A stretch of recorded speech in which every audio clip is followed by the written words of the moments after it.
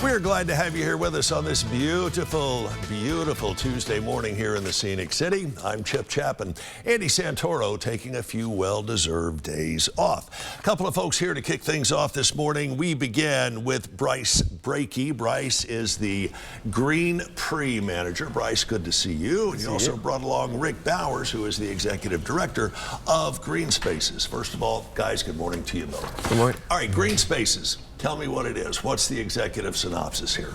So Green Spaces, since 2007, is Chattanooga's sustainability nonprofit. And we are largely an educational nonprofit providing the Green Prix, which is what we're here to talk to you about today, Right. and Build It Green program, which is a workforce development type program, as well as the Green Light program. You guys have made, and consistently have made since you opened up your doors, a very persistent, very positive difference in our community. You don't have to look far to find out some of the great things that you guys have accomplished over the years.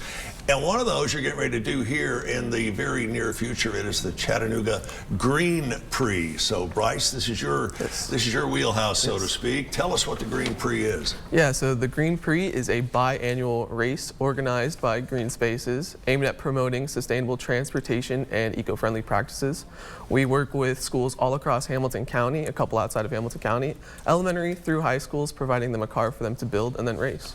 And I think we all took part in something similar when we were kids, whether it was Boy Scouts or Girl Scouts. That ain't nothing like what you guys are doing here. You say you help them build a car. Give me an example. Yeah, so they are given a car kit and some parts. We have to provide helmets, you know, just sort of the oddball things. They Right. take that, put everything together. We want things to be student driven. We highly encourage just advisors to guide them in their acts, but they need to be the ones overcoming challenges and dealing with that adversity. But yeah, they get a car kit and they'll take that and put it together. Rick, tell me what race day looks like.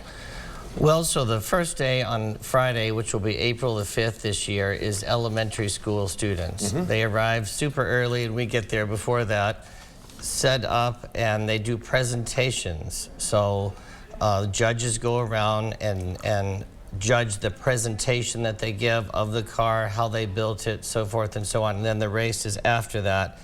Same schedule happens on Saturday, April 6th, except that's high school students.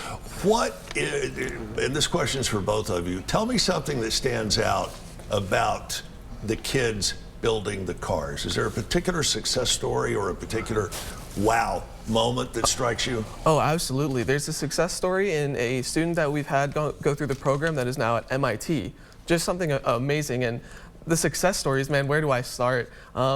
You know, when they work on these cars, there's so many cool things that they do. For instance, batteries don't work as good when they're cold, so we have teams that are heating the batteries right until it's time to go to keep them as efficient as possible. I mean, they have really made things as perfect as it can be with these races to get the best out of their cars. And it fosters things other than a really cool car that'll run at a pretty good clip. You've got teamwork, you've got problem solving, you've got a sense of community, and you're installing all of this into these kids at a very young age.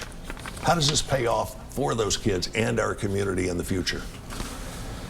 I could talk on that, Rick. Sure. Yeah, so it's a STEM education program, so they're learning everything from the science, mathematics, engineering, all that good stuff.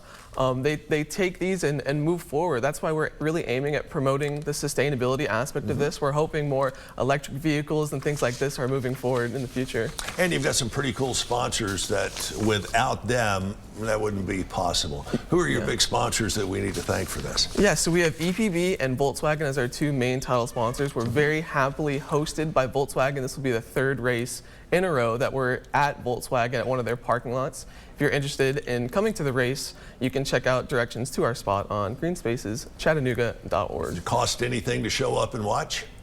There's no charge to attend, no. No charge at all. Do you need volunteers to work this event? Oh man, we'll take all hands that we can get. There are things you can do on the course all the way to registration. So there are many, many roles that you'll be able to come out and help us with. And it could just be a couple hours, it could be a full day. If you're interested, again, for volunteer work, just go to our website. I'm not sure if you have capped off or cut off your registration for this yet, but how many different kinds of cars are we going to be looking at? How many teams are going to be taking place? Yeah, so there's roughly 20 teams right now. snow, about 8 with the goblins, that's the elementary students, and about 12 with the middle and high, that's the F-24s. So it's going to be an action-packed, fun-filled day. And again, the race day itself is coming up when?